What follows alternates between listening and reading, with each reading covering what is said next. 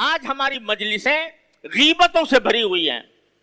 ہماری مجلسیں بہتانوں سے بھری ہوئی ہیں، ہماری مجلسیں افواہ سازیوں سے بھری ہوئی ہیں۔ افواہ پھیلانا خود قرآن کریم نے اس کو بڑا جرم قرار دیا، اور رسول کریم صلی اللہ علیہ وسلم نے فرمایا کہ کفا بالمرء کذبا ان تحدث بكل ما سمعت،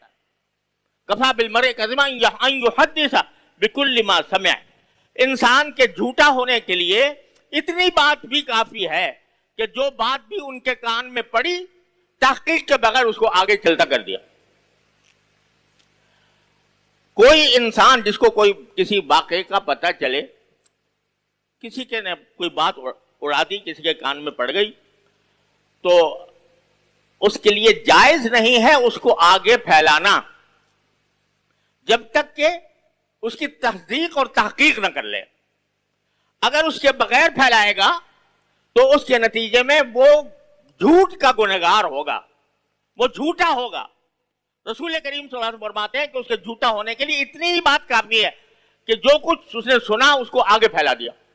بغیر اس کی تحقیق کیے ہوئے۔ اور ایک حدیث میں ایک بڑی ہی نفسیاتی بات بھی فرمائی گئی ہے کہ بعض اوقات انسان کو بھئی کوئی خبر ملی تو اس نے اس کی تحقیق تو کی نہیں، اور جب اس کو آگے پھیلاتا ہے تو کہتا ہے کہ بھئی میں ذمہ دار نہیں ہوں، لوگ یہ کہہ رہے ہیں، لوگ یہ کہہ رہے ہیں،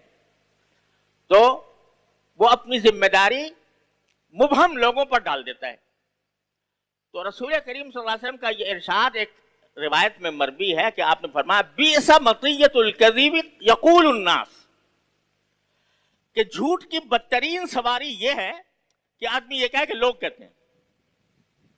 جھوٹ کی بدترین سواری یہ ہے کہ وہ یہ کہے کہ لوگ کہتے ہیں، یعنی وہ چاہتا تو ہے یہ بات پھیلے، دوسرے تک پہنچے،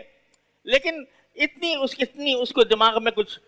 عقل ہے تھوڑی سی کہ اس کی ذمہ داری میں اپنے اوپر نہ لوں، تو اپنی ذمہ داری وہ لوگوں پر ڈال کر کہہ دیتا ہے کہ لوگ کہتے ہیں۔ آج کل جو سوشل میڈیا ہے اس کے اندر آپ دیکھتے ہیں کہ لوگ جو ہیں وہ خبریں اس طرح پھیلاتے ہیں، لمبی چوڑی اتنا لکھ دیتے ہیں ایز ریسیوڈ، یعنی جو مجھے جس طرح پہنچا ہے میں نے اس کو پھیلا دیا، میں ذمہ داری نہیں لیتا۔ تو اس سے ذمہ داری ختم نہیں ہوتی۔ سرکار دو عالم صلی اللہ علیہ وسلم فرماتے ہیں کہ جھوٹ کی بدترین سواری یہ ہے کہ آدمی یہ کہے کہ لوگ کہتے ہیں۔ اب آپ دیکھیے کہ کتنا جھوٹ پھیل رہا ہے، اور وہ لوگ جو اپنے آپ کو جھوٹا قرار دینے سے شرماتے ہیں یا جھوٹا قرار دینے سے ان کو یہ خیال ہوتا ہے کہ میں کہیں جھوٹا نہ قرار پا جاؤں، تو وہ بھی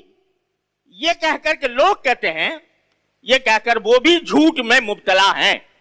اور اس کو رسول کریم صلی اللہ علیہ وسلم فرما رہے ہیں کہ جھوٹ کی بدترین سواری ہے یہ۔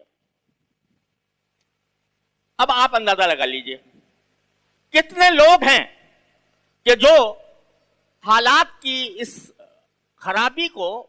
دیکھتے ہوئے وہ اللہ تعالیٰ کی طرف رجوع کرتے ہیں، یعنی